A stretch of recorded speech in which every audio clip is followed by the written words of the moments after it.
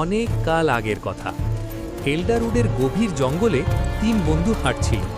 লিও, যে নিজেকে রাজা মনে করে, টাইগ্রিস, যে সব সমস্যার সমাধান ঘুষি দিয়ে করতে চায়, আর ফিন, যে আসলে দলের একমাত্র বুদ্ধিমান সদস্য।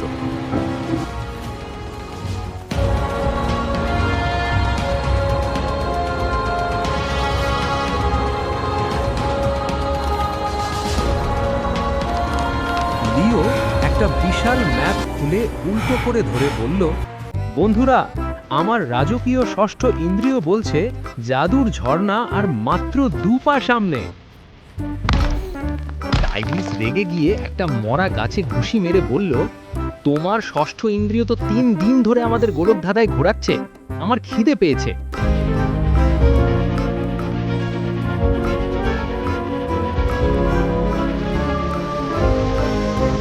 আমরা ভুল করে ভুতুড়ে মাশরুমের এলাকার ঢুকে পড়েছি। হঠাৎ মাশরুমগুলো নড়তে শুরু করলো।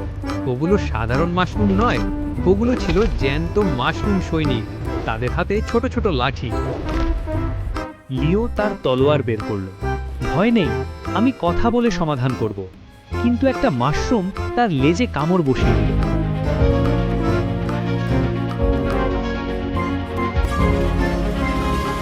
টাইগ্রিস বলল, কথার দিন শেষ। সে মাশরুমগুলোকে ফুটবলের মতো কিক মারতে শুরু করলো। ফিন দেখল গায়ের জোরে হবে না। সে চট করে একটা গাছের ডালে উঠে মাশরুম রাজার মাথায় একটা ঝুড়ি পরিয়ে দিল।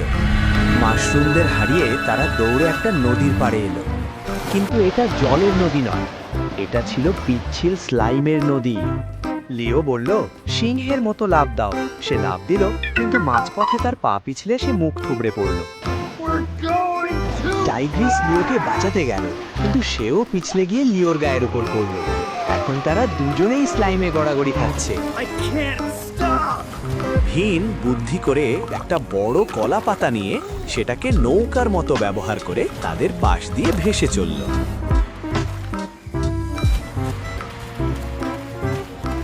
নদী থেকে উঠে তারা এক অদ্ভুত গ্রামে পৌঁছালো। এখানে শুধু বাদররা থাকে এবং তারা সবাই নিনজা।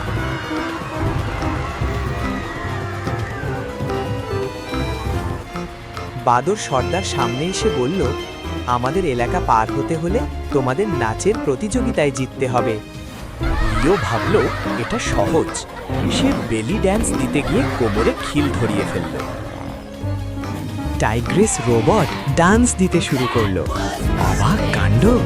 নিনজা বাদররা তার নাচ দেখে মুগ্ধ হয়ে হাততালি দিতে লাগলো। নাচ শেষ করে তারা অবশেষে সেই জাদুকরী গুহার সামনে এলো। কিন্তু গুহার মুখে ঘুমিয়ে আছে এক বিশাল ড্র্যাগন।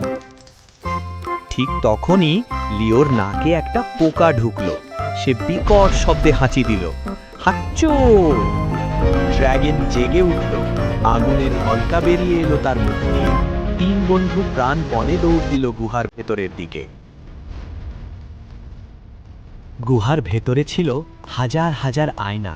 তারা নিজেদের শত শত প্রতিবিম্ব দেখতে পাচ্ছিল। টাইগ্রিস নিজের প্রতিবিম্ব দেখে ভাবল ওটা অন্য শত্রু। সে আয়নাতেই ঘুষি মারতে গেল। লিও তার মুকুট ঠিক করতে গিয়ে দেখল আয়নায় তাকে গাধার মতো দেখাচ্ছে। সে রেগে আয়না ভাঙতে চাইল।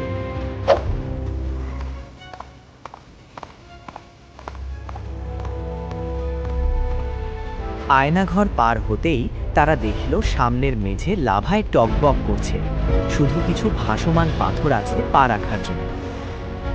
লিও সাহসের সাথে প্রথম পাথরে পা দিল, কিন্তু পাথরটা নড়তে শুরু করলো।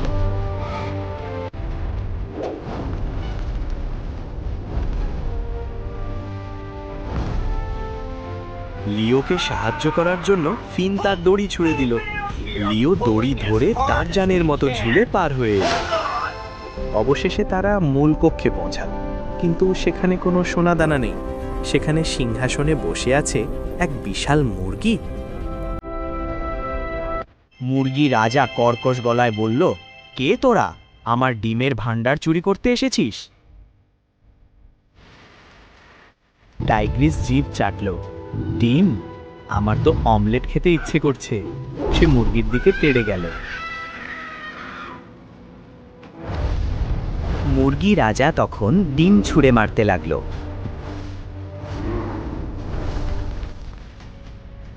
যুদ্ধ থামিয়ে লিও বলল, দাঁড়ান মহারাজ, আমরা চুরি করতে আসিনি, আমরা শুধু অ্যাডভেঞ্চার খুঁজছি। মুরগি রাজা খুশি হয়ে বলল, ও তাহলে তো ভালো, আমি একা একা বোর হচ্ছিলাম, চলো সবাই মিলে পিৎজা খাই।